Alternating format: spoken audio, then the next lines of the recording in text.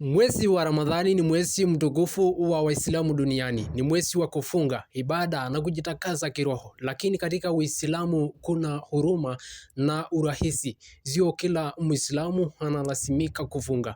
Kuna makundi maalum ambayo yamepewa ruhusa kutofunga. Je, wajua kwamba kuna kundi 7 ya Waislamu ambayo hawafai kufunga kwenye mwezi huu wa Ramadhani? Na hivyo basi tumeweza kumtembelea imamu wa msikiti wa Ruiru na alikuwa na haya ya kutuelezea.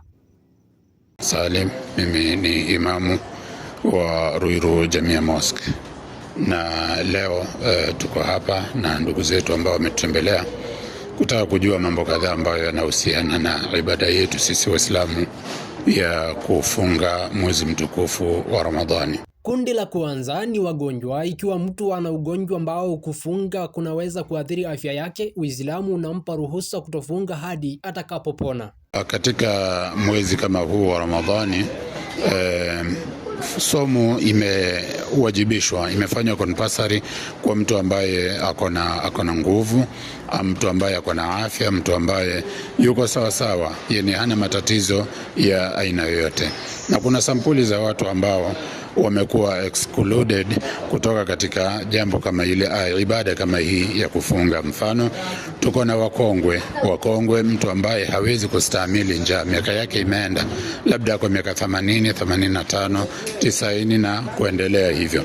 Huyu ni mtu ambaye Uislamu umemruhusu kwamba asiwe ni mwenye kufunga, amepewa nafasi, kwa sababu Uislamu malengo yake ni kumkaribisha mtu ni kumfanya mtu awe karibu zaidi na Mwenyezi Mungu Subhanahu wa Ta'ala.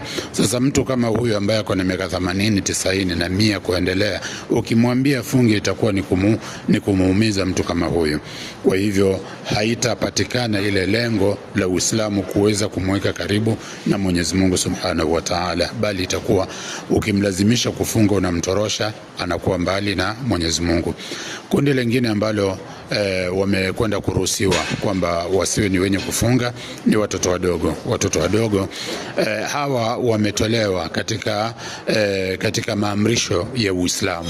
Maamrisho ya Uislamu imekwenda kuwatoa kwa sababu bado hawajafikia kile kiwango ambacho sheria inaweza kusimama juu yao, ila kuna ile age ambayo inazingatiwa kwamba mtoto akifika labda kwa miaka 9, miaka 10 na kuendelea, huyu mtoto anapatiwa ile mazoezi ya kuweza kufunga, lakini chini ya hapo mtoto ametolewa kwamba asiwe ni mwenye kufunga. Kadhalika tuko na sampuli ya watu ambao ni wameruhusiwa kwamba wasifunge. Mfano, Muislamu ambaye yupo katika safari. Hii safari ni ruhusa au amepewa Muislamu kwamba ukiwa katika safari usiwe ni mwenye kufunga. Fungua kula katika safari yako kwa ajili ya ile shida ambayo labda inapatikana katika safari ambazo Muislamu anasafiri. Especially tukizingatia hapo mbeleni, kabla ya teknolojia za magari, teknolojia za ndege, teknolojia za pikipiki na vitu vingine ambavyo tunavitumia kama means of transport leo hii, ni kwamba walikuwa wakitumia usafiri ambao ni wa wanyama. Sasa unakuta safari ambayo labda ni ya kilomita 10 ilikuwa ina dhiki sana kwa sababu ya ile means ambayo mtu anatumia. Leo hii tunaona kwamba ni tofauti. Mtu anaweza enda 1000 kilometers katika safari yake bila ya kuwa na uzito wote, bila ya kupata shida yoyote.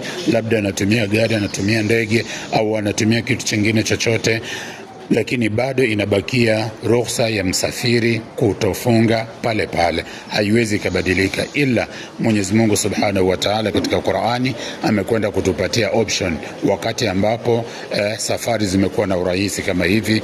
Allah Subhanahu wa Ta'ala akatuambia, wa antasumu khairul lakum, mumepewa ruhusa hiyo ya kufungua, lakini ukiwa na nguvu ya kuweza kufunga katika safari yako, itakuwa hilo ni bora kwako wewe. Miongoni mwa watu ambao Uislamu umekwenda kuwatoa katika amri ya kufunga ni wamama ambao labda wako katika ada zao, wameingia katika ada zao za kila mwezi. Yale masiku ambayo huyu mwanamke atakuwa katika ada yake, anaambiwa kwamba asifunge, kwa sababu mwili wake ama ile ada ambayo anaipata yenyewe inaleta unyonge wa aina fulani katika mwili wake. Kwa hivyo anaambiwa kwamba asijiingize katika unyonge mwingine wa kukaa na njaa na kiu kutokea asubuhi mpaka jioni. Anaambiwa kwamba awe ni mwenye kufunga, awe ni mwenye kufungua. Miongoni mwa watu ambao wanaambiwa kwamba wasifunge ni mwanamke ambaye labda yupo katika damu ile ya uzazi. Damu ya uzazi ni damu ambayo inamtoka mwanamke baada ya kupata mtoto. Kile ni kipindi ambacho mwanamke anaambiwa asifunge kwa sababu ya ile damu ambayo inamtoka. Na makundi mengine labda katika wagonjwa, mtu ambaye amekuwa ni mgonjwa katika mchana wake amekuwa mgonjwa, au mtu ambaye amekuwa mwenda wazimu, akili yake haiko sawa, wote ni watu ambao tunaambiwa kwamba wasiwe ni wenye kufunga kwa sababu ya hawajatimiza yale masharti ambayo ni ya kisheria wao kuweza kufunga.